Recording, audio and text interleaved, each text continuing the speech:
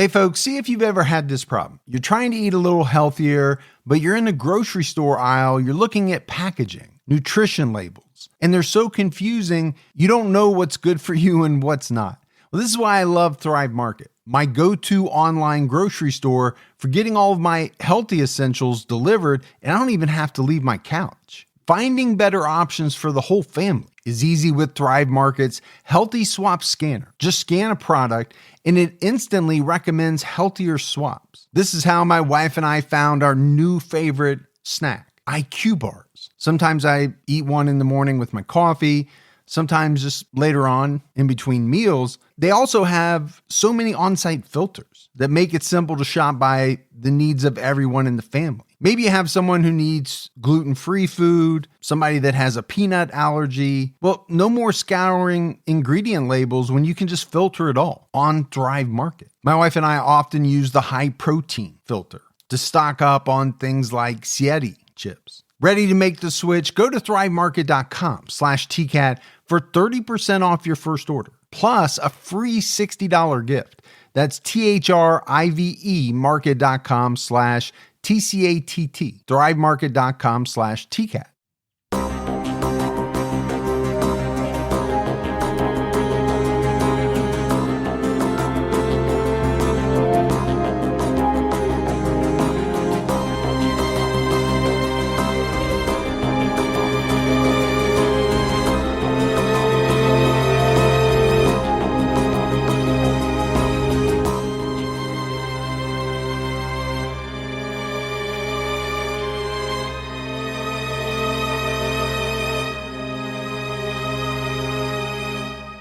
Hello, everyone, and welcome to episode 382 of the True Crime All the Time podcast. I'm Mike Ferguson, and with me, as always, is my partner in true crime, Mike Gibson. Gibby, how are you? Hey, I'm doing good. How about you? I'm doing great. Well, that's awesome. You and I just got done doing our weekly Patreon thing. We did. I nailed it. You did. Yeah. As you always do. Absolutely. Talked a little bit about some true crime news, what we were watching, all that stuff.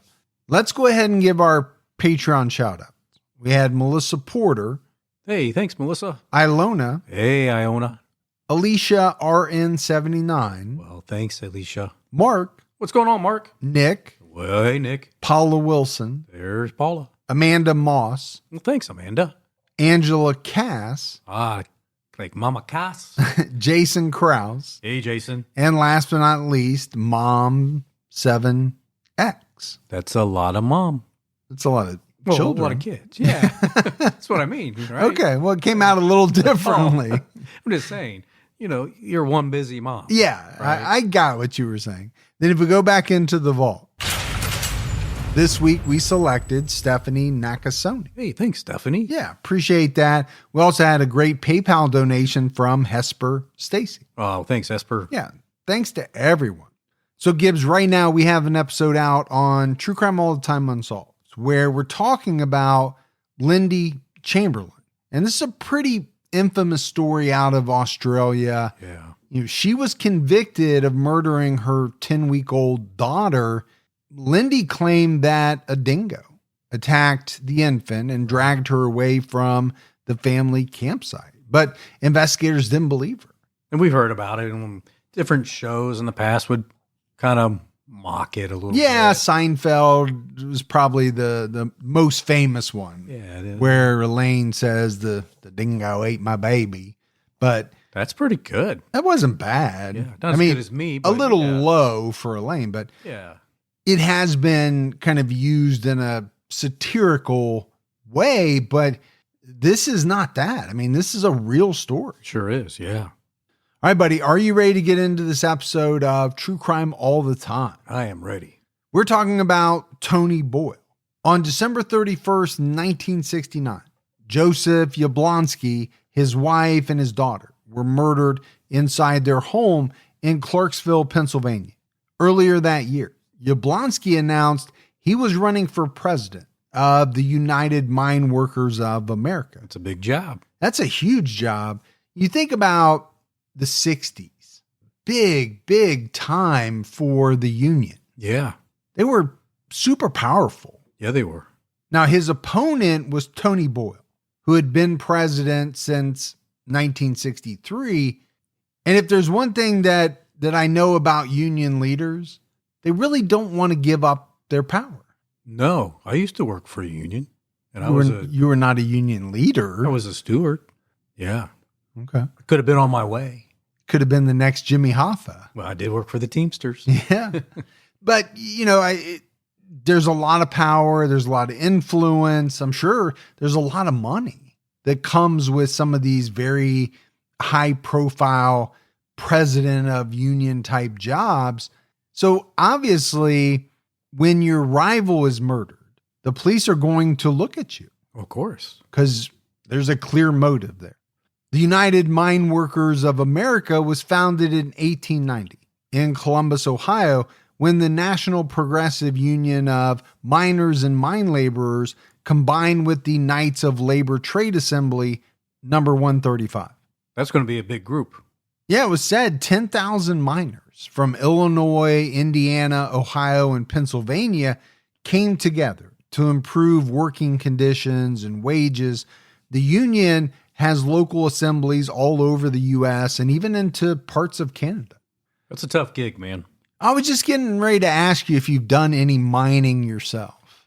Family members have, but not myself. Yeah, me neither. I've had a lot of different jobs, but being a miner was not, one of them. I mean, the closest I came to being a miner was when I was under the age of 18. So you're saying you came close, but you didn't actually reach it? You weren't a miner? You were never a miner? I was never. Even at a very young age? But, in all seriousness, tough jobs. I think about coal miners or, just very hazardous conditions. Yeah. And you would think, and I'm sure it was true over the years, it kind of became, the conditions kind of became ripe for needing a union to help protect the workers. John L. Lewis was president of United Mine Workers for over 40 years. That's a long time. That's a long time. And it kind of goes back to my theory of, once you get it, how do you keep it? You don't want to give that gig up. According to Smithsonian Magazine, Lewis was a major figure in the labor movement and encouraged the growth of unions across the country. Now, does it make sense that out of necessity, unions want to grow? Because how does a union thrive? Well, membership. So, you're always trying to promote growth. Lewis retired in 1960 and was succeeded by Thomas Kennedy. However, it was Vice President W.A. Tony Boyle who was really in charge. Boyle was a miner from Montana, but he was brought to the headquarters in Washington by President John Lewis to be trained as his successor. Thomas Kennedy's health declined, and Tony Boyle assumed his executive duties. He took over as president after Kennedy died in 1963. Boyle was chosen by former President John Lewis from retirement. That's a heck of an endorsement. Yeah, I think if the former president, who was president for 40 years, comes out and says, hey, here's who I think should be the next president, you're going to listen to that person. At this time, the UMW had 110,000 active members and 40,000 retired members. There were more than 1,300 local assemblies in 23 different states. So, it was a big, big union. Yeah.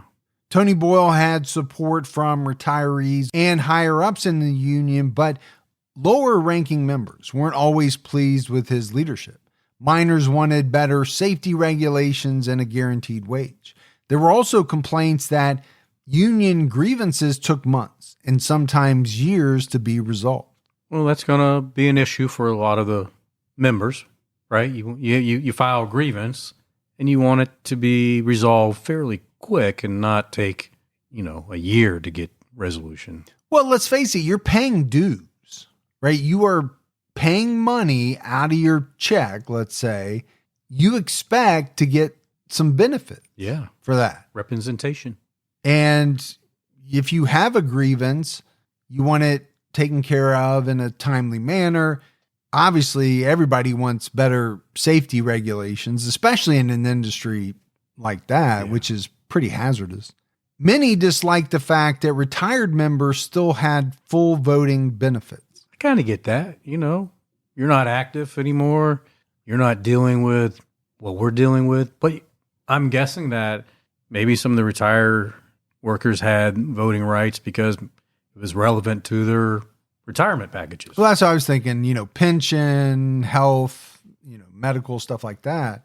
Some of Boyle's greatest supporters came from District 19, which encompassed Kentucky and Tennessee. At the 1964 UMW convention in Miami, Boyle engaged in some lavish spending. According to Smithsonian, he faced opposition for this, but the UPI quoted him as saying, "If you try to take this gavel from me, I'll still be holding it when I'm flying over your head." Okay. I'm assuming that means he would be dead. Yeah. Something akin to, "You'll have to pry this gun out of my cold, dead fingers." Yeah, something like that. In Miami, a group of miners from District 19 assaulted anti-Boyle speakers. Another issue was that union members felt Boyle cared more about mine owners than miners. Well, that's a problem. Well, it's a problem for the miners. It's great for the owners, right? If you've got somebody that is leading up the union, who is kind of giving you favorable terms, well, you're really going to like that person. But the members aren't. No. Because to them, this is a guy who's supposed to be working for them, not the owners. According to Smithsonian, the UMW owned the National Bank of Washington. By the 1960s, the bank suffered from fraud and poor management. The union improved the bank's finances at the expense of member benefits. But this wasn't exposed until the end of the 1960s. And I think this is something that, you've seen over the years. Unions kind of get a bad name because they do stuff that isn't always quite legal. And a lot of times it centers around the financing. Yes, the finances, money. Yeah. The money, because the money is huge.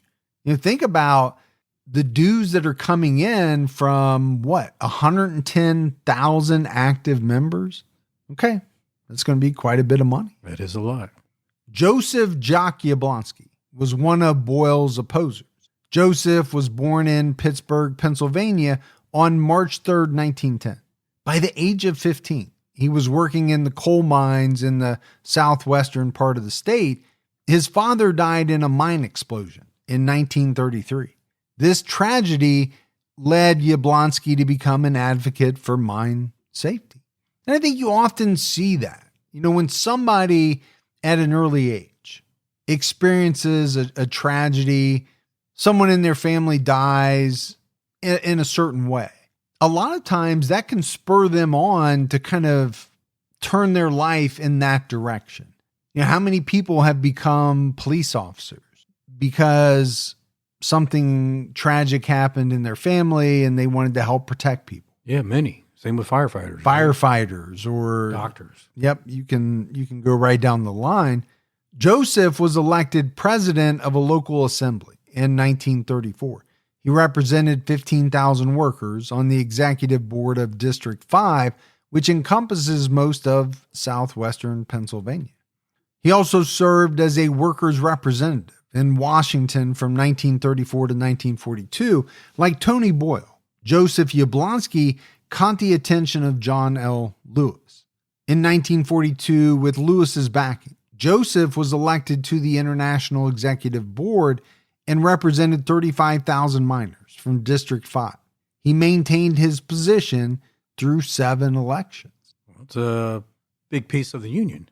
Well, and I think it also tells you that people must have liked him. They must have liked what he was doing, to survive that many different elections. And I did watch some videos on this guy, Yablonski, and a lot of people who worked with him or knew him, they had a lot of glowing things to say about him. I even saw some interviews where he was talking and he was pretty outspoken especially about Tony Boyle. Yeah. He didn't like the way that Tony was running things near the time of his death. In 1958, Yablonski was elected president of District 5. In 1964, he ran for vice president of UMW without authorization from headquarters. He was forced out of his position as president of District 5 by Tony Boyle in 1966. Yablonski later said that this was when he made the decision to run against Boyle for union president. So I think what you have here is a couple of guys who don't really care for each other, but are high up in the union. I'm assuming Tony Boyle wasn't happy when Jock ran for vice president, and so, forced him out of this position, creating probably a lot of bad blood. Sure, yeah. Well, you got someone with a lot of power trying to keep it, and you got somebody trying to rise up through the ranks to get some of that power. And they have, let's say, opposing viewpoints. Yeah, and probably opposing interest.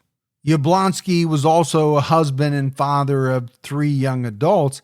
His first marriage was with Anne Marie Huffman. Their son, Kenneth Yablonski, was born in 1934. They divorced, and he married amateur playwright Margaret Wasicek. They had 2 children together, Joseph Yablonski Jr., nicknamed Chip, and Charlotte Yablonski. Both sons went on to become labor attorneys and represented their dad in the union. Charlotte was a social worker. Joseph and his wife lived in Clarksville, located in the heart of southwestern Pennsylvania's coal country, per Smithsonian.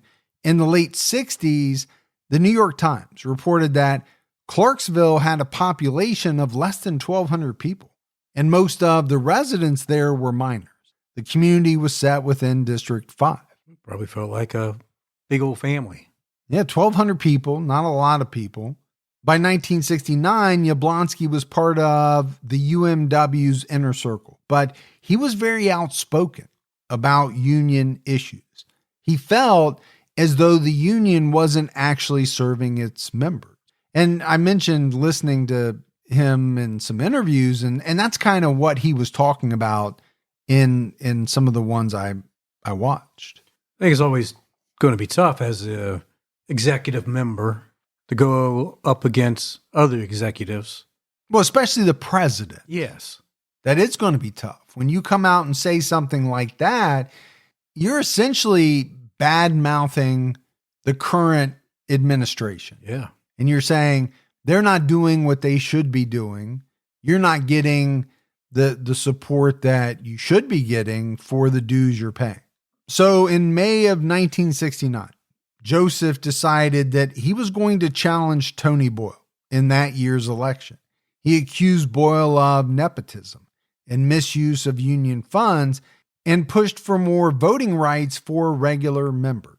So nepotism, it's not great. I guess it depends on how qualified the person is. That's true. Nepotism, when the person's not qualified at all, that's terrible. Right. It's a terrible practice. But I think we're getting back to this misuse of union funds, which is something that we've heard of with a lot of the unions. Yeah, I remember when I was part of the Teamsters, it was always like talk around what's really going on with our pension funds, and will we really get what we're promised when it comes time? What are they using those monies for? And it's been thought that at certain points, some of the unions used the pension funds for nefarious things. Yeah. Joseph announced his candidacy on May 29th. According to the New York Times, he said Tony Boyle had shown shocking ineptitude and passivity in not pushing for safety reforms. He also alleged that the administration was riddled with fear. Okay, that's probably not that out of the norm. If you're going to run against someone, it's really hard not to sling a little mud. Now, you want to be careful. You don't want to sling too much, but you have to point out why this person is not the right person for the job, while at the same time, showing your constituency why you are. Yeah. really fine line to walk. And it's a line that, even in politics, I think gets crossed quite a bit. You see some ads that they're just brutal. I've seen some local ads, like in local elections. Yeah. And they are just what I would consider over the line. Now, it's not like that movie with Will Ferrell and Zach Galifianakis where they're running against each other. It's not that bad. That's a funny movie. It is a funny movie, and they had some ads that were aimed at each other. Oh, yeah. But yeah, some of them are quite shocking, to be honest with you. Yeah. And then to see the candidates on stage later shaking hands, and you're thinking, did you see that ad he put up against you? How could you be shaking that person's hand right now? You should be socking him in the mouth.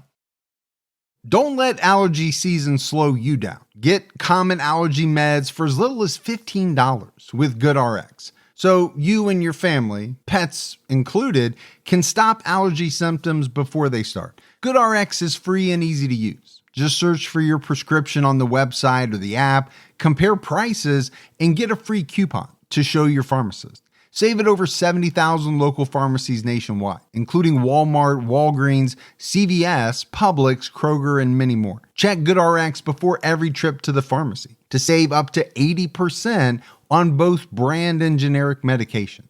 And did you know GoodRx rewards you for saving money too?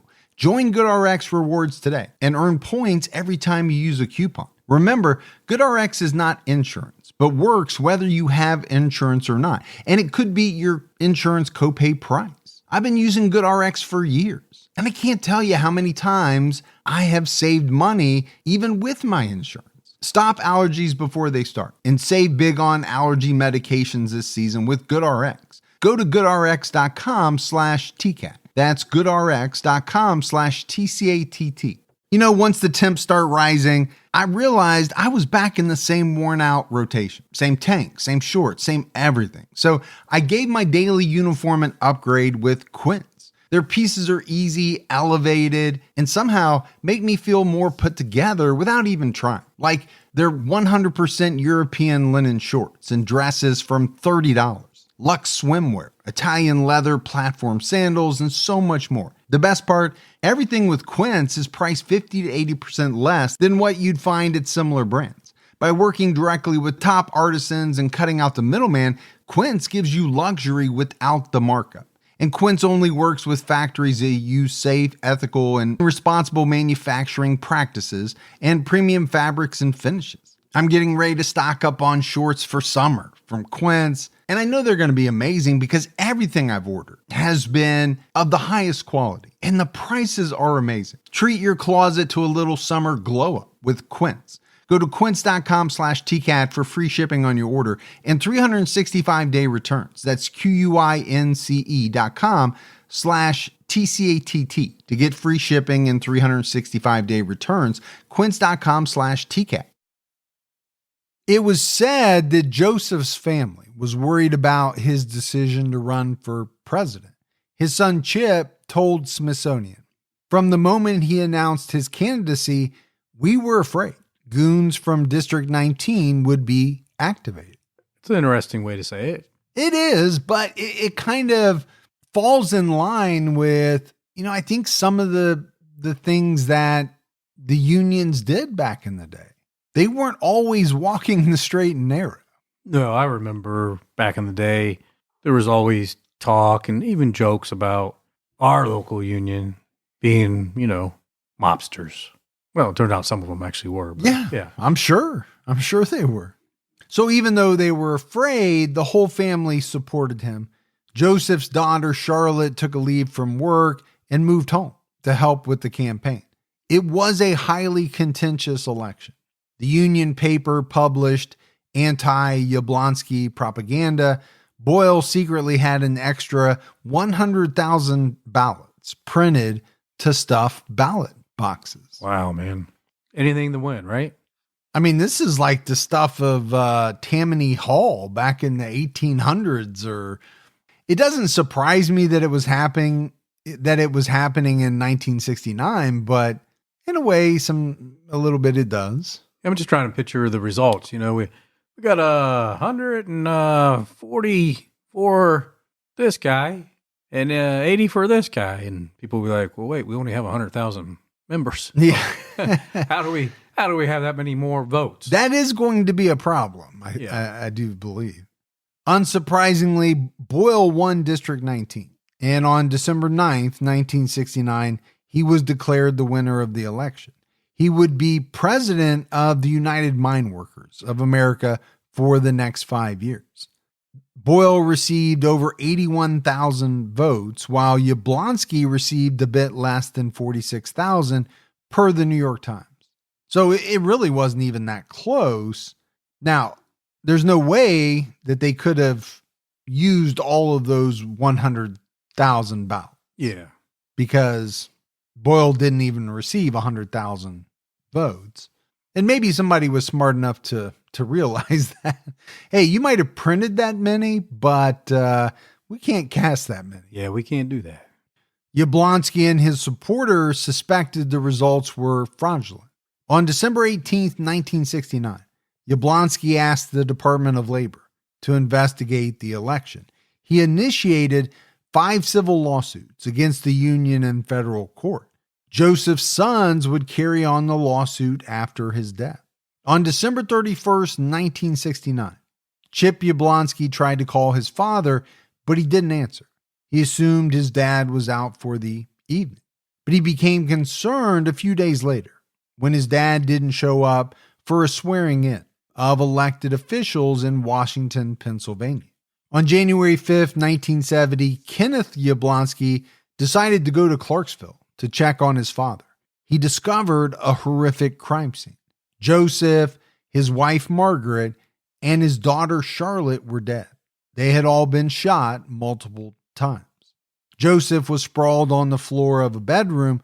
Margaret was found on the bed, and Charlotte was found in another bedroom. It seemed as though Joseph was the only one who had woken up during the night. Investigators thought he was going to grab one of 2 guns he kept in the corner of his bedroom, but he was killed before he could get to it. And I know guns are a touchy subject. People have differing opinions on them, not only here in the U.S., but definitely in other countries where the laws are different. The one thing I will say is if you are going to own a gun for protection, it's a good idea to be able to get to it. Yeah, if you need it, have it where you can access it quickly enough. Right. Joseph was shot 4 or 5 times in the head and torso. Charlotte was shot twice in the head.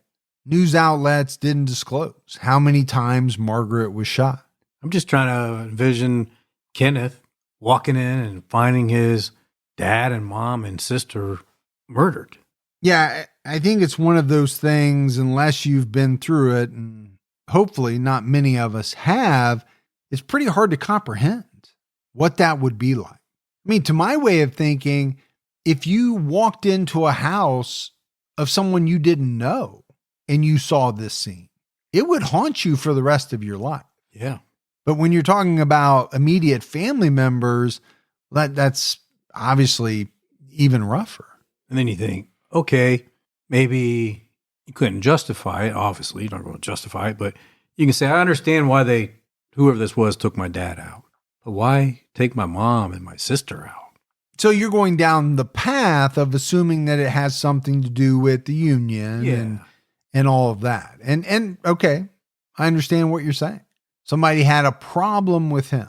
Now, it wouldn't be right to kill him, but if they were intent on doing so, why also kill, his wife and his daughter?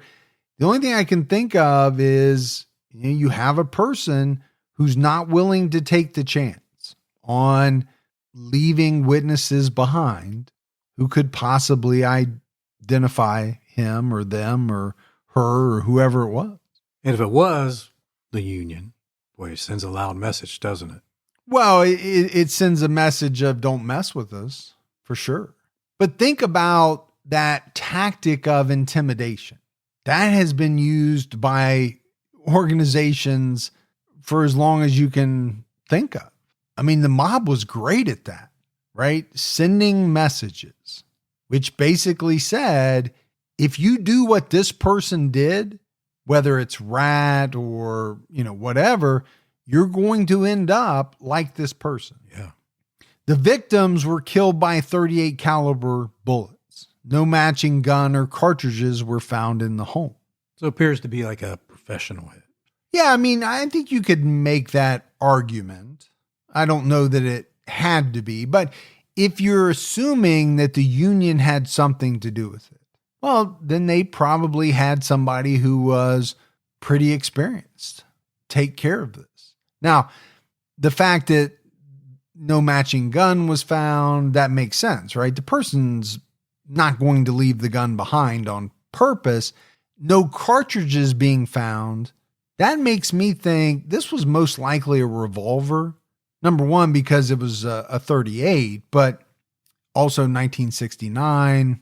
Yeah, I'm thinking it was probably a revolver. The family had been dead since December 31st. And from the very beginning, authorities thought more than one person was involved. And why would they think that? Well, you have 3 individuals, right? And you probably want to execute them at the same time. So you don't have anybody escaping or calling for help. Or just in general to control the situation, I would think is what the authorities would suspect. At least a couple of people to handle 3 individuals. Upon further inspection of the house, the police saw that the tires of Joseph and Charlotte's vehicles were slashed and the phone lines were cut. So it kind of makes you think even more that it was probably a professional. Well, it was definitely thought out, right? They didn't want to take any chances that somebody was going to get out, jump in a vehicle and get away. And they also wanted to make sure that no one was going to pick up the phone and call the authorities. Tony Boyle issued a statement from the headquarters of UMW saying he was shocked by the news and the murders had no connection with the union or the election. And that's an interesting statement. Now, you're going to have to come out and say, oh, I'm shocked by this, and maybe even send condolences, but to come out right away and definitively say that the murders had no connection with the union or the election. My question is, how does he even know that? Right. It almost seems suspect that he would offer that up. Boyle said, per the New York Times, I do not know at this time what caused the deaths of brother Yablonski, his wife, and his daughter, but whatever the cause, the violent deaths of 3 members of the Yablonski family can only be called tragedy. As president of the United Mine Workers, I offer the fullest cooperation to the authorities of all facilities of our organization to try to resolve the cause of these deaths. And that's what you would expect somebody to say, especially someone in that, very high up type of position. Yeah, it's the proper communication. The federal government got involved in the case after the murders. Within a month, investigators discovered the embezzlement of union funds to order a hit on Yablonski. So this statement of, these murders had no connection to the union or the election doesn't seem to ring true, after this comes out. Washington County DA Jess Costa appointed Philadelphia attorney Richard Sprague as special prosecutor. It was one of the largest investigations in state history. In total, 9 people went to prison for the murders. And one of the reasons for this is because the killers left behind so many fingerprints that they were arrested within days. So not the smartest group. No, and does it kind of maybe make you rethink whether or not these were quote unquote pro? Yeah, it does. It sounds like they did some of the things you would think a pro would do, but they didn't wear gloves or, anything like that. Another main piece of evidence was a paper in Joseph's home with an Ohio license plate number on it. It seemed like Joseph knew he was being stalked before he was killed and was trying to gather evidence. Well, that kind of makes sense since the authorities thought there was more than one person. So maybe they were being stalked, and that's how they knew that they were going to need more than one person to execute them because there was 3 of them. On January 21st, 1970, the FBI announced the arrest of 3 men in Cleveland, Ohio, in connection with the Yablonski murders. 37-year-old Paul Eugene Gilly, 26-year-old Claude Edward Veely, and 23-year-old Aubryn Wayne Martin. Both Veely and Martin had criminal records involving shootings. Gilly was previously arrested for child non-support. They were charged with conspiracy to interfere with and actual interference with the rights of union members by force and violence and obstruction of justice. Okay, those are interesting charges because, at that point, none of them really involved murder. Not yet. Claude Edward Veely was also charged with transporting firearms across the state line.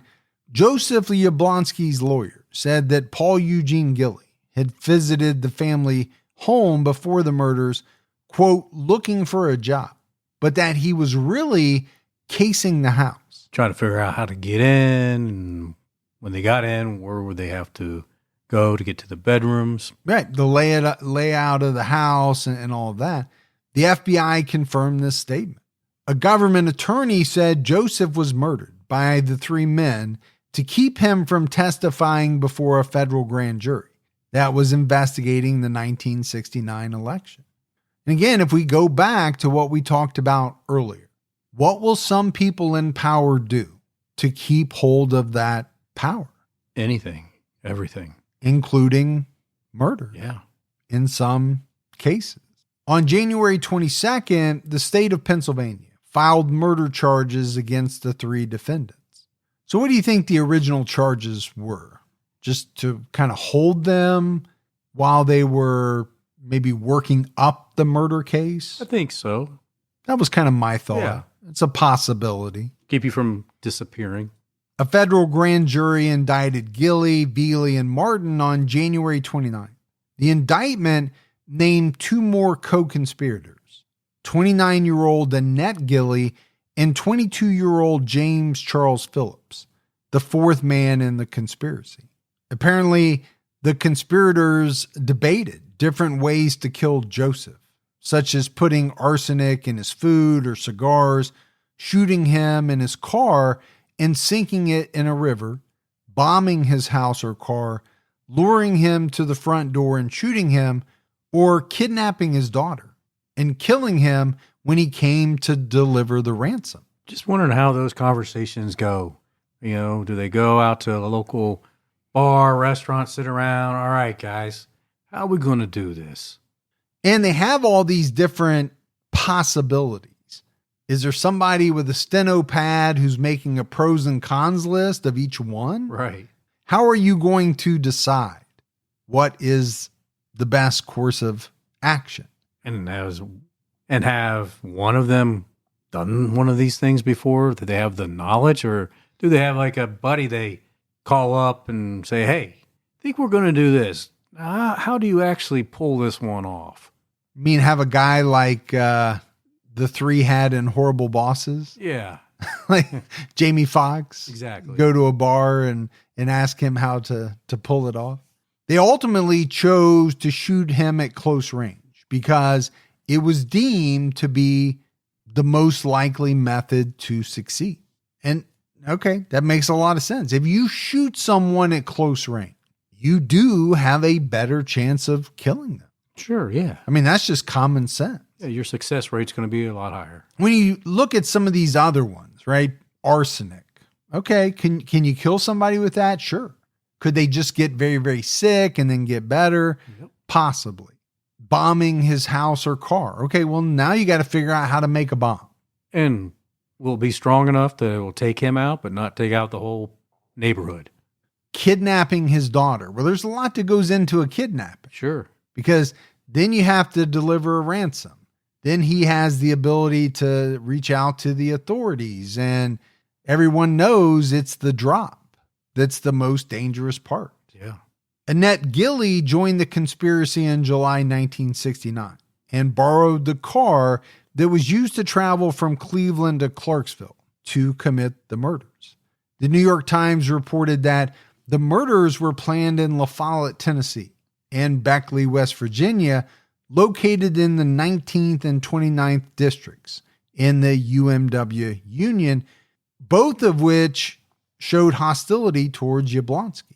And I found this to be such a coincidence. La Follette, Tennessee, such a small place. It is. That my grandparents just happened to be from. I spent a lot of time as a kid in La Follette, Tennessee.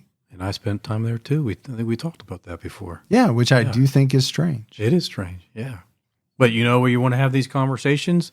In places like that where the local union doesn't like Jock, and you don't have to be overly concerned about your conversations. Well, you're going to be surrounded maybe by more people who are sympathetic to what you're trying to do. I still think, you want to limit it, right, to as few people as possible because there's a chance that it gets out. Right. The indictment alleged that Gilley purchased firearms before the murders, including a .38 caliber pistol and a .30 caliber M1 Army carbine, which were used in the murders. Starting in October 1969, Gilley, Veely, and Phillips made what were called reconnaissance journeys to isolate Yablonski. In November, the three of them traveled to La Follette to meet with Annette Gilley and persons unknown. Phillips backed out after he, Gilley, and Veely broke into Yablonski's home on November 20th to case the house. And I wonder how that went down because, you're privy to pretty much all the information. Right. But you're telling the other guys, you know what? I can't do this. Is there a thought that you might be in some danger? I think there's a good chance, right? Because you are aware of what the ultimate goal is. According to the indictment, Veely drove to Clarksville on December 8th and spoke to Yablonski. Gilley and Veely observed the house on Christmas Day. So they really were stalking him. Aubryn Martin was recruited by Gilley to replace Phillips on December 29th, just 2 days before the murder. Again, it goes back to your question, right? How do you broach this subject with someone? Hey, we got a murder planned. One of our guys dropped out. You in? Yeah, I don't know if it goes like that, but I see what you're saying. I'm thinking it's like probably going to some rallies and looking for that overly upset individual. Like, I don't want such and such to lead my union. If that ever happens, I'll kill him. And you're thinking, okay, he's our guy. On December 30th, Annette Gilley made arrangements to borrow the car. And then finally on December 31st, Gilley paid Martin $1,700 and Veely $1,000 in cash. Seems a little low even back in 69. That seems low. I'm also wondering why a guy they just brought in is getting $1,700 and Veely, who's been in it from the beginning, is getting $1,000. And maybe it was because it was a rush job. They needed this guy last minute. I don't know. Pay him a little bit more to get him. Might have to. Despite all this evidence, investigators still hadn't identified who exactly ordered the hit and where the money came from. But they had a list of potential suspects. In February, 3 top officials of the UMW were summoned before a federal grand jury investigating the murders. James Kometz, who succeeded Yablonski as chief lobbyist, William Turnblazer, the president of UMW District 19, and Albert Pass, the secretary-treasurer of District 19, were all called to testify. Additionally, Silas Huddleston, Annette Gilley's father, was also asked to stay for questioning. Silas was president of a local assembly in La Follette, Tennessee. And I did get a little worried. As I was researching this case, was I going to get to the point where one of my relatives was mentioned or, my great, whoever. You never know. It's such a small town. Yeah. That it got a little scary. Even the smallest step forward can make a big difference in your financial future. When you open a Chime checking account, you're one step closer to a better financial future with no maintenance fees, fee-free overdraft up to $200, or getting paid up to 2 days early with direct deposit. Making progress has never been easier. I think we've all been in that position where we've had an overdraft. Well, with Chime, you can overdraft up to $200 with no fees. That's amazing. And they have over 50,000 fee-free ATMs. Make progress towards a better financial future with Chime. Open your account in 2 minutes at chime.com/TCAT. That's chime.com/TCATT. Chime feels like progress. Banking services and debit card provided by the Bancorp Bank N.A. or Stride Bank N.A., members FDIC. Spot me eligibility requirements and overdraft limits apply. Fees apply at out-of-network ATMs. MyPay eligibility requirements apply. Credit limits range from $20 to $500. $2 fee applies to get funds instantly. Crime checking account required. Go to chime.com/disclosures for details. True Crime All the Time is sponsored by BetterHelp. Folks, therapy can feel like a big investment, but let's think about the state of your mind. It's just as important as your physical health. Traditional in-person therapy can cost anywhere from $100 to $250 per session, which adds up really fast. But with BetterHelp Online Therapy, you can save, on average, up to 50% per session. With BetterHelp, you pay a flat fee for weekly sessions, saving you big on cost and time. And you get quality care at a price that makes sense and can help you with anything from anxiety to everyday stress. Your mental health is worth it, and now it's within reach. I've used the BetterHelp service for years, and I love the fact that, I can connect with a therapist in a comfortable spot in my home on my laptop. With over 30,000 therapists, BetterHelp is the world's largest online therapy platform, having served over 5 million people globally. Your well-being is worth it. Visit betterhelp.com/TCAT today to get 10% off your first month. That's BetterHelp, HELP.com/TCATT. On February 25th, 1970, Silas Huddleston was indicted by a federal grand jury for conspiracy. He was accused of directing Annette and Paul Gilley in the execution of the murder. This guy directed his own daughter in the execution of the murder. For the good of the Union, in his mind. But how many times have we talked about it, right? As a father, you're supposed to be looking out for your children. Yeah. Not trying to enlist them or help them to execute a murder. That's not your job. Don't do that. All 5 co-conspirators were indicted by the state of Pennsylvania on 3 counts of first-degree murder on May 6, 1970. James Phillips was not indicted because he had been cooperating with investigators and testified before the federal grand jury. It's always going to be the one. Well, we said he dropped out, but he was probably pressured. I'm sure they threatened him with jail time for whatever role he did play. Yeah. I don't know that he had a whole lot of choices. Either testify against some of these people as to what you know, or spend time in jail. Yeah, your choice. On June 23rd, 1971, Claude Veely pleaded guilty to murder and made a lengthy confession. The following information was reported by the New York Times. Part of Veely's confession said Tony was in a hurry and wanted the job done, and that Tony was offering $5,200 for the murder. Veely also said Tony got angry about the delay. But officials would not answer questions about Tony's identity. Now, it's pretty hard not to think that he's talking about Tony Boyle, but let's face it, there are a lot of people named Tony. A lot of Tonys out there. Tony. That's right. Hey, Tony. Veely claimed that Aubryn Martin fired the first 2 shots and killed Charlotte Yablonski. Veely was supposed to shoot Joseph and Margaret, who were screaming in another room.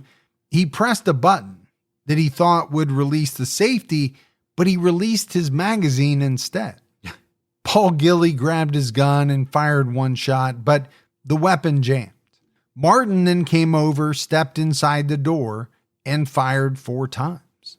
Veely took the weapon from Martin, reloaded it, walked into the room, and shot Joseph 2 more times. So again, going back to kind of the initial thought that, hey, we're probably dealing with some real professionals here.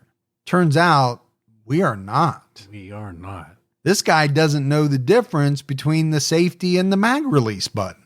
And if they didn't have 2 guys there that night, and if they didn't have multiple people there that night, I don't know if they would have been successful.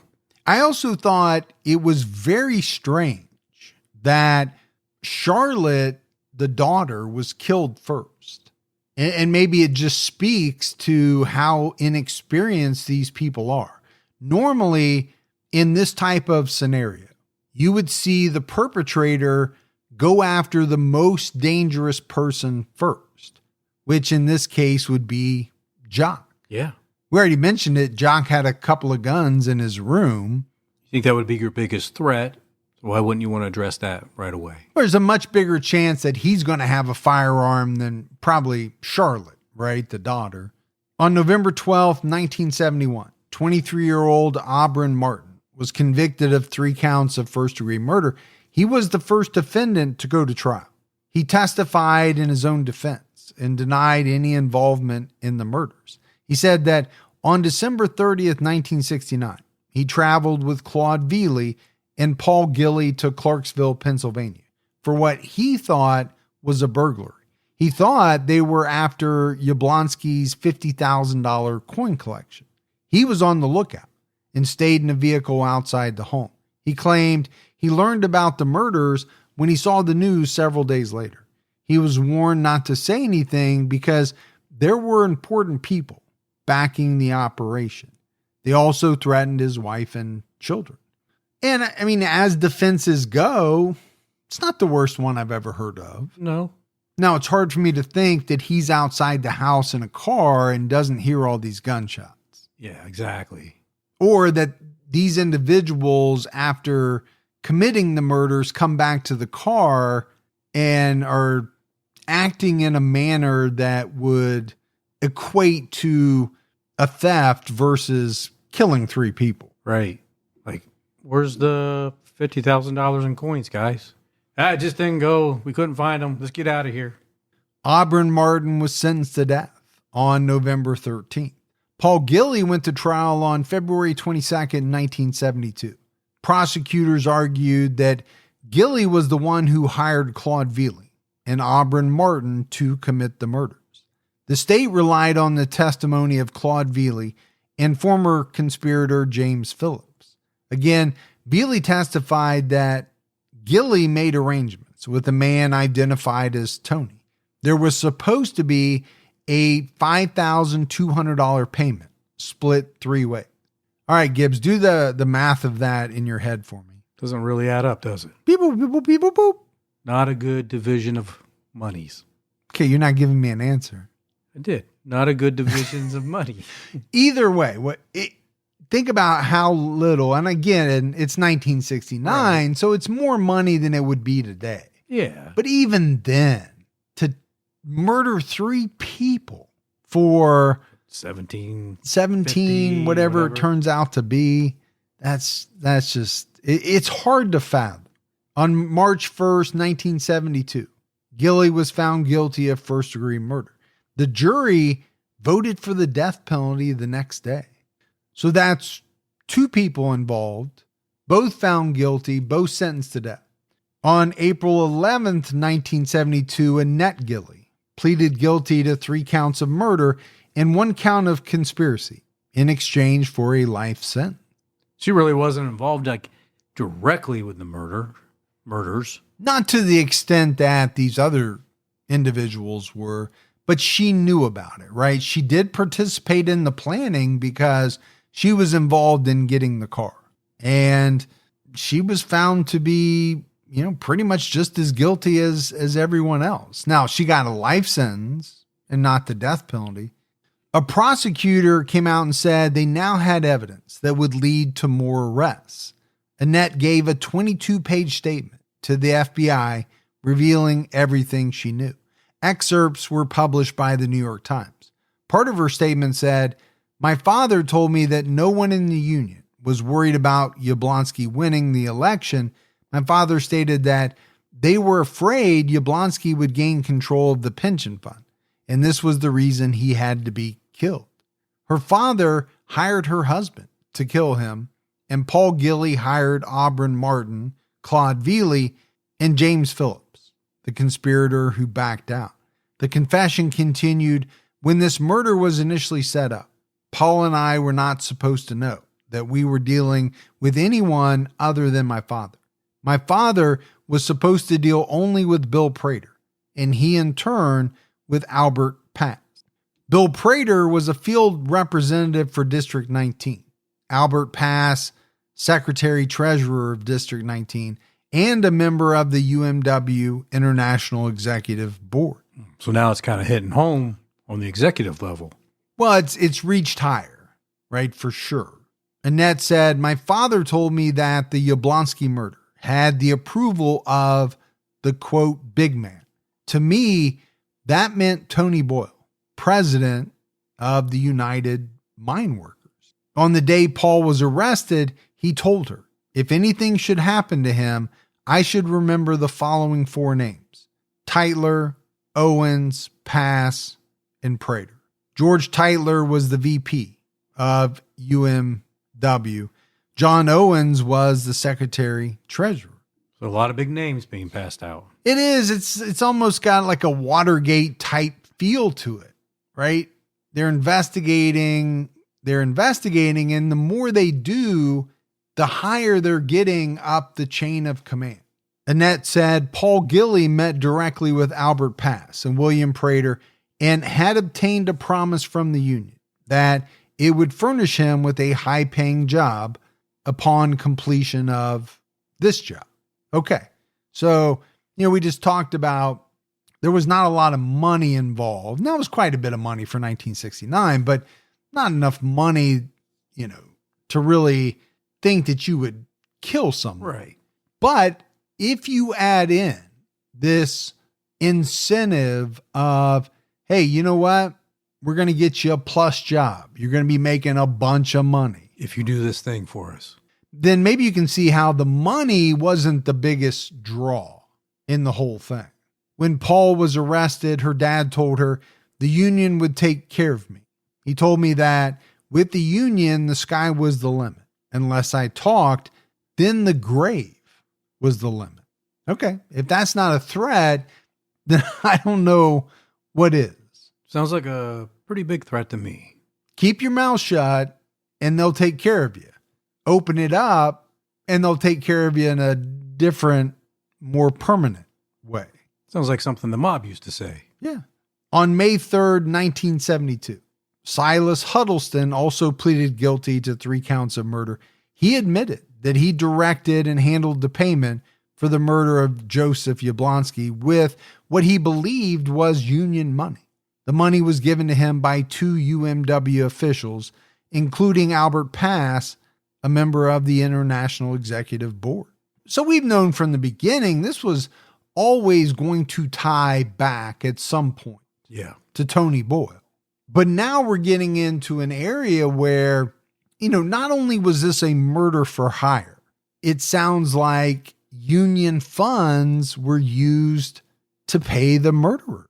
Yeah, it's another avenue for prosecutors to go after individuals. Yeah, bad enough that you want someone dead, but you can't come out of your own pocket. You have to use company money.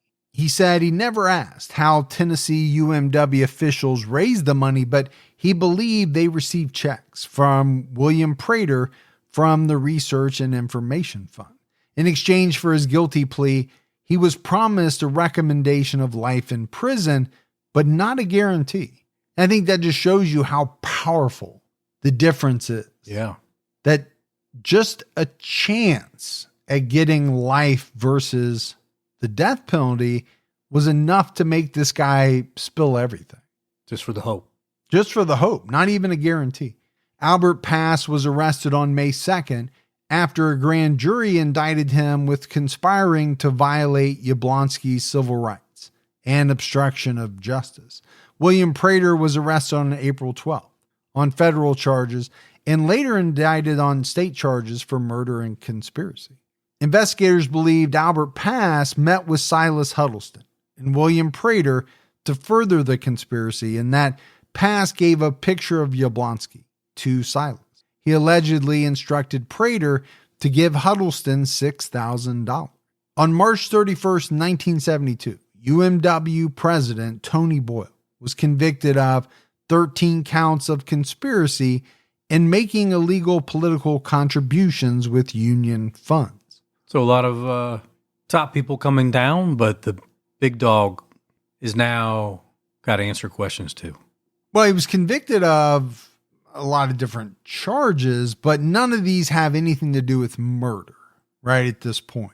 Two other officials, John Owens and James Kometz, were acquitted of these charges. Boyle faced up to 32 years in prison and fines up to $120,000. He was sentenced in June to 5 years in prison and fined $130,000. Got off kind of light, but might have had some influence.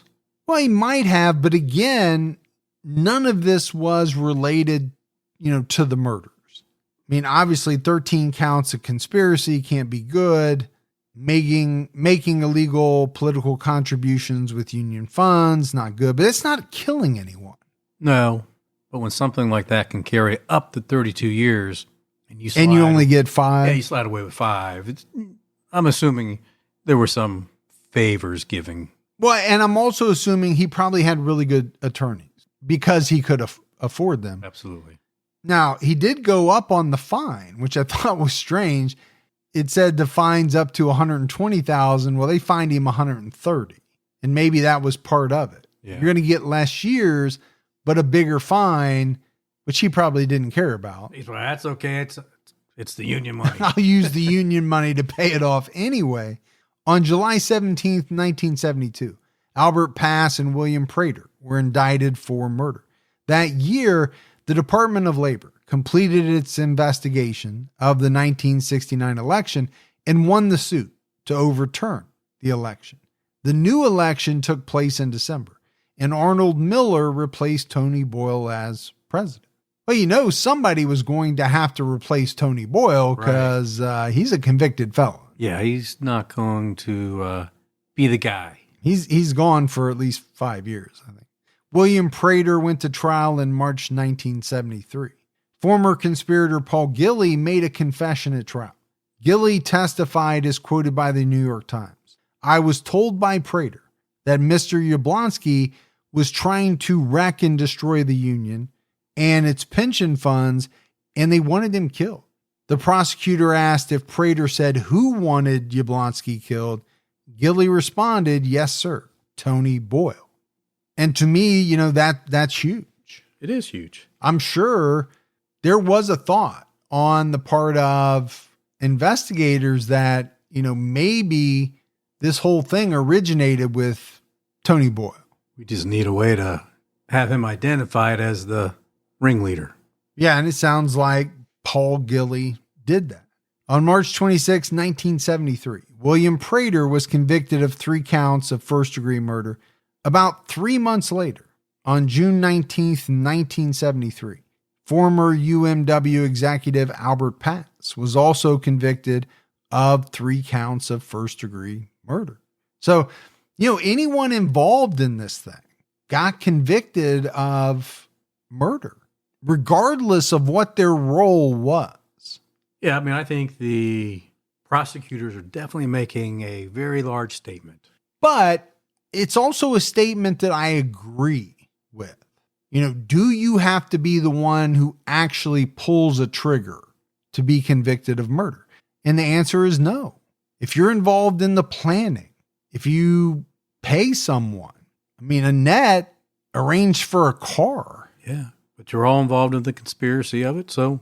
And you could make the argument that at any point you could have gone to authorities and said, hey, this is what's going down.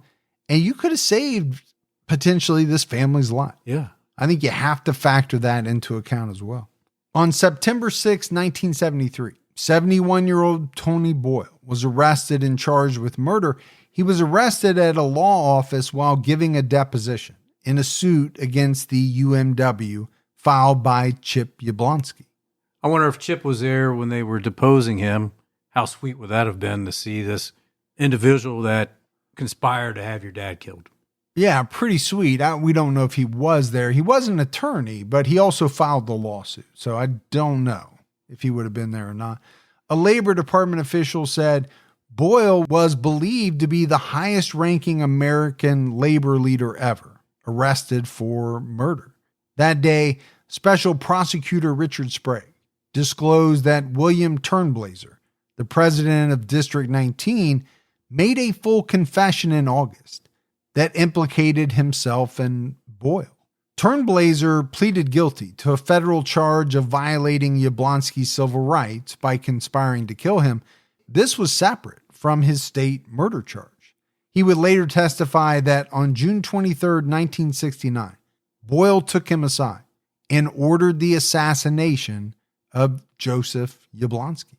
This occurred after a meeting between Boyle and Yablonski at the UMW headquarters, ended in a shouting match. So it sounds to me like Boyle was heated. Yeah. He and Jock got into this shouting match.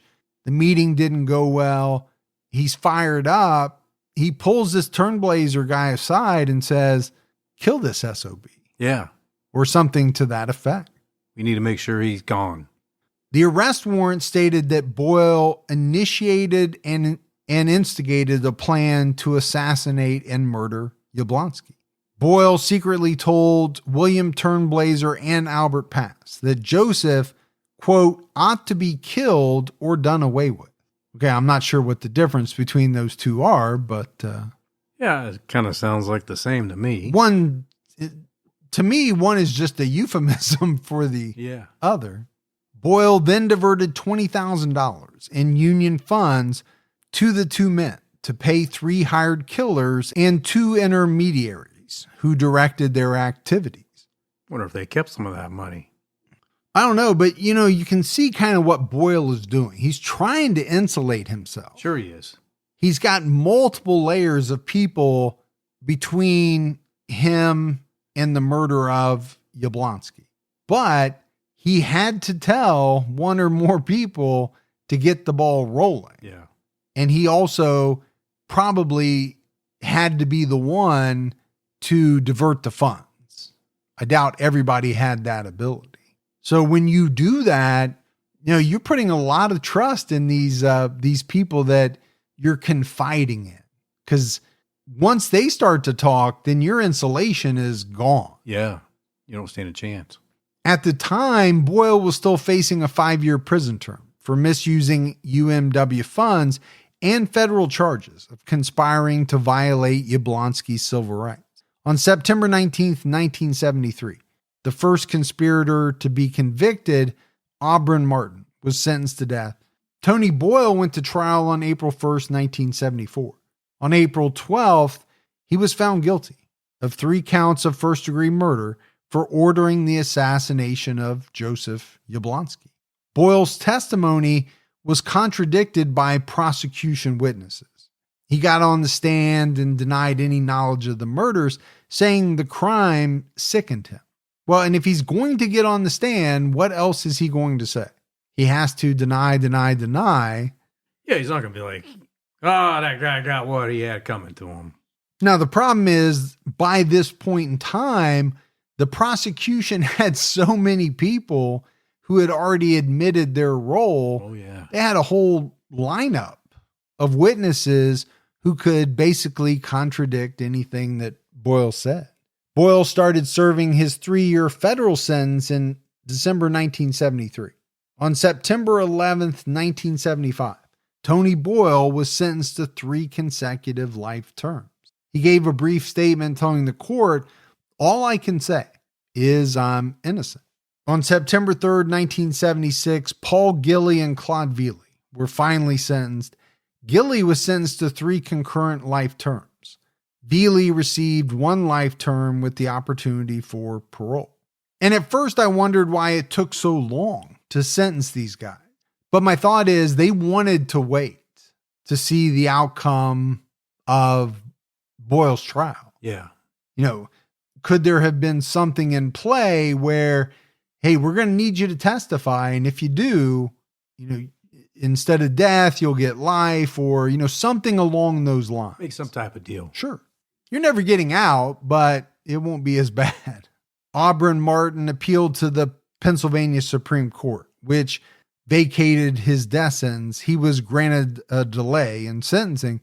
In August 1974, Silas Huddleston and Annette Gilley were granted probation and new identities because of their cooperation with law enforcement. And that's where the Ferguson name comes in. Used to be Huddleston. No. But, you can see, and some people have issues with some of these things, but you can see what prosecutors have to do sometimes. Sure.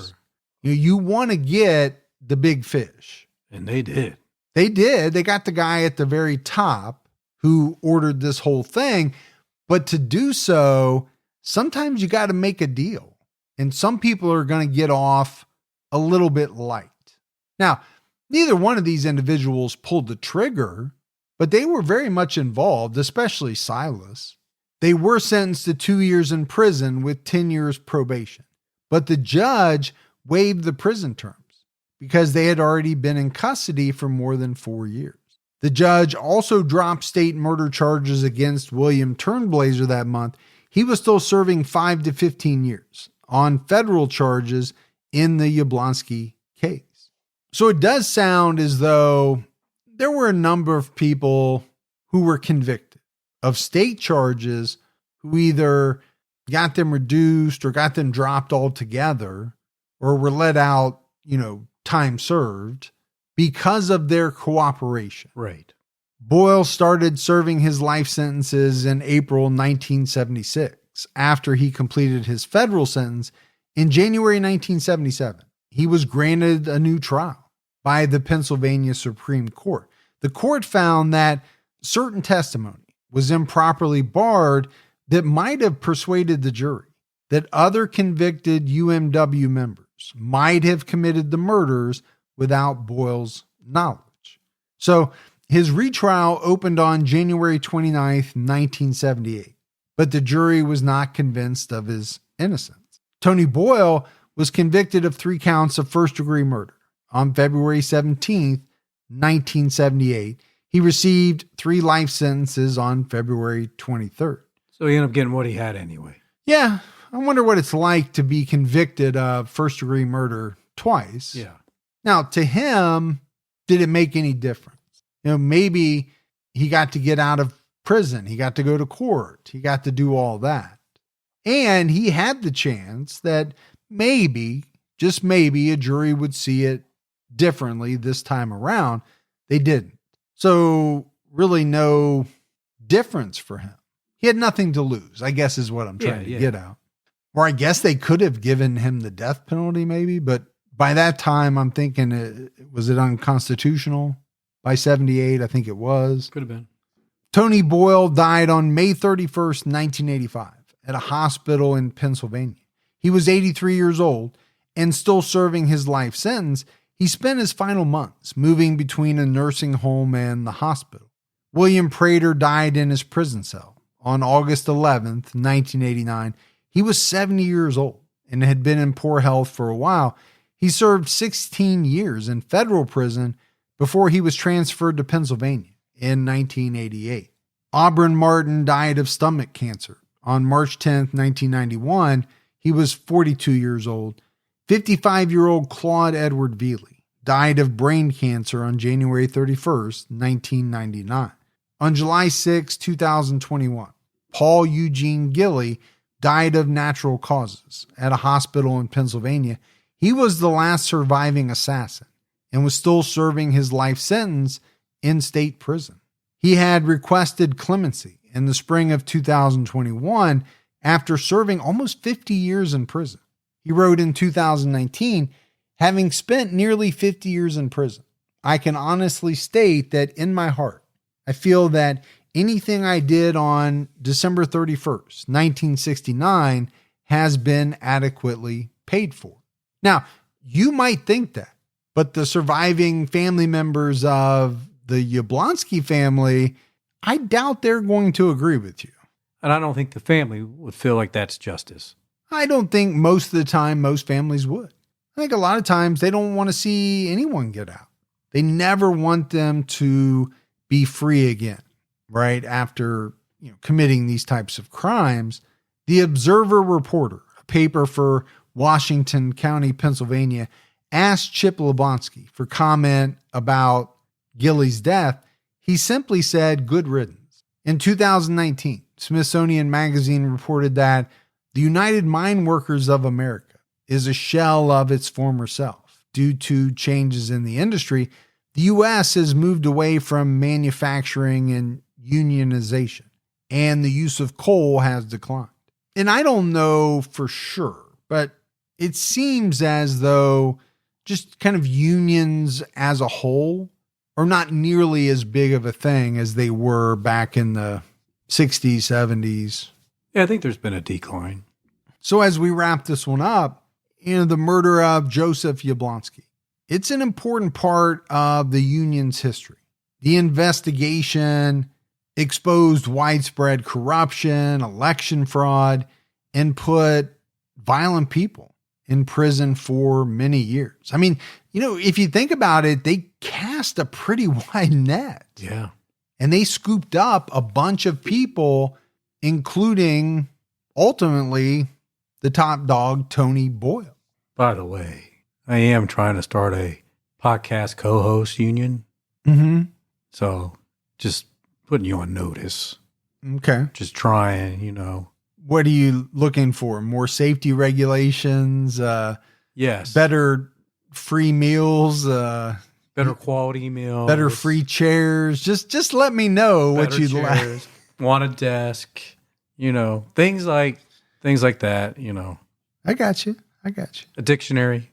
I don't think there's any doubt that there are a number of unions that have had a checkered past, or at the very least, right, there have been a lot of insinuations that, criminal activity was kind of going on behind the guise of the union and maybe perpetuated by people at the very top of the union.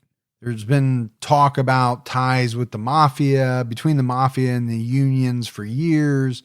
I guess the thing that grabbed me about this case is you have this guy in Tony Boyle who basically he would do anything to keep hold of his power. And I think there's a lot of people out there like that. Once you get that type of power, it can be very intoxicating. Oh, yeah. And so, people don't want to let it go. Now, do most people murder their rivals? No. But does it happen? Absolutely. But when you come down to it, it's a job. It's an elected position, but it's a job. I mean, can you imagine murdering someone because they're trying to take your job? And I guess that's a kind of a dumb question because most people can't imagine murdering anyone for any reason. Right. But let alone for their job. Some just seem so trivial that it's almost hard to believe. But you're talking power, millions of dollars. And money and power does something to people, to some people. Well, it does something to everyone. But for some people, it can make them do things that maybe they wouldn't have done otherwise. Right. Had they never tasted that type of power, money, lifestyle. But that's it for our episode on Tony Boyle. We got some voicemails, Gibbs. You want to check those out? Let's hear them. Fergie and Gibby. Holy crap. So let me tell you guys, fairly new to the podcast world. You guys were one of the first podcasts I listened to and kind of fell in love with the whole thing. First of all, let me say, Gibby, you're the most humble, contrite, respectable man I think I've ever heard of. You're so accomplished. You've literally done everything, been involved in everything, yet you let Fergie run the show. I mean, that's really, really touching. Hey, on a more personal note, I want to thank you guys for all your hard work and everything that you do. In the last 2 years, as I've been listening to your podcast, I have been walking, and as I listen to the podcast, and I'm down 130 pounds. So you guys give me motivation, and you're freaking hilarious, and I love you, and have a beautiful day, and keep your own time ticking. Oh, awesome voicemail, and congratulations, man. 130 pounds. That is awesome. That is awesome. Now, I know, Gibbs, you're going to want me to explain some of those words he used to you, and I will do so later off the air. But he said a lot of nice things about you. Yeah, and I'm very humbled. You just looked at me so inquisitively. I could tell that not all those words kind of stuck. I know each and every one of them. No, but it was a great voicemail. And you are incredibly nice to let me do all this work. I am nice. You're welcome. Hi, guys. I've been listening to your podcast for I don't know how many years now. It seems like it's been a lot, but I just wanted to weigh in on the Melissa McManus, I'm not sure if I'm saying that right, case where she had her baby killed and was thrown in the river. I don't know. When I was a kid, I forgive my kids for a lot of weird stuff because I feel like I was such a weird kid. I mean, I think all of us do weird things, but I think that she served a good sentence for what she did. I'm glad that she got that much, but being only 16, I feel like she possibly just wasn't grown up enough to make a good decision. And that's a pretty big, horrible thing to do. And I'm not excusing it whatsoever, but at the same time, I think that kids just aren't fully formed enough to make good decisions. And though that's a bad one, I do think she did her time. And that was a really good episode. Thanks, guys, a lot. Keep your own time ticking. All right. Thanks for the voicemail. I will say this, Gibbs. That episode is one that has stayed with me because I don't know about you, but I had such a hard time kind of reconciling her age. I think she was 16 years old, Right. Her troubled background versus this really horrible thing that she did. And, where's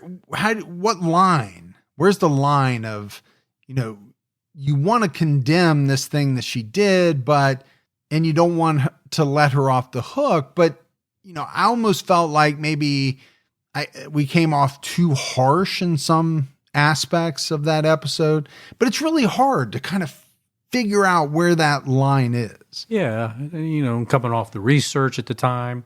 You get fired up about it. You do. And then, you look back afterwards and you thought, maybe I wish I hadn't said this or I hadn't said that. Sometimes that happens to us. Sometimes. But we appreciate the voicemail. But that has stuck with me. We had a couple of things in the mailbag.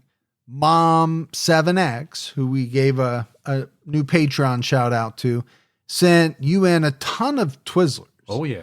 Twizzlers like I've never seen. This was a huge bag of individually wrapped nibs, is what they're called. Yeah. Like the little bite-sized Twizzlers. She also sent me a big Jack Link's sampler pack. Yeah. So I'm very excited about trying all of those. There's a lot of eating going on. There's a lot of eating. And then Patrick Bruneau sent us in some cool stuff that he said was for CrimeCon. He even sent Morph some stuff. Really? Yeah, he sent us each a keychain, and each one had one of the 3 different logos on it. Okay. And he sent magnetic nameplates with the logos of the shows that we each do. So like mine has all 3. Yeah. Yours has 2. Morph has criminology and a little zodiac sign. And Okay. yeah, it's really cool. That is cool. And then he also sent me like this really neat metal Kentucky Wildcat placard, like Yeah. a little sign. It has my name on it and the number 1. So I'm very excited Does about it have that. like number 1 with a space next to it so you can add the real number? No, because I'm number 1. Oh, okay. As far as, Kentucky Wildcats, like number 1 fan.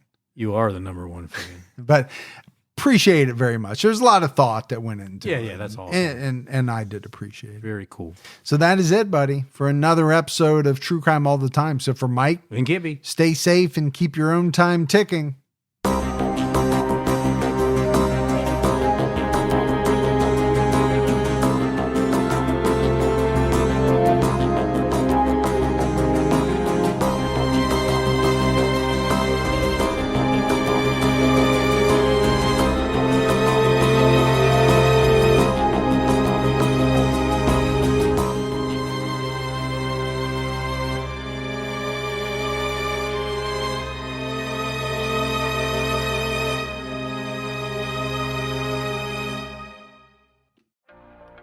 When a shopper places an order, you have one shot at winning them as a lifelong customer.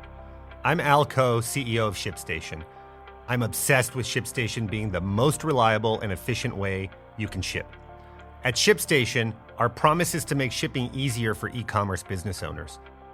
We're focused on providing the most integrations with all the places you sell and automating manual tasks to make fulfillment easier for your team. We partner with all the major carriers to make sure you get the lowest possible rates because every dollar counts. So no matter what you're sending or where you're shipping to, ShipStation can get it there fast and keep your customers happy. See for yourself how ShipStation can reduce the time and effort you spend on order fulfillment. Go to ShipStation.com to sign up for your free trial. That's ShipStation.com.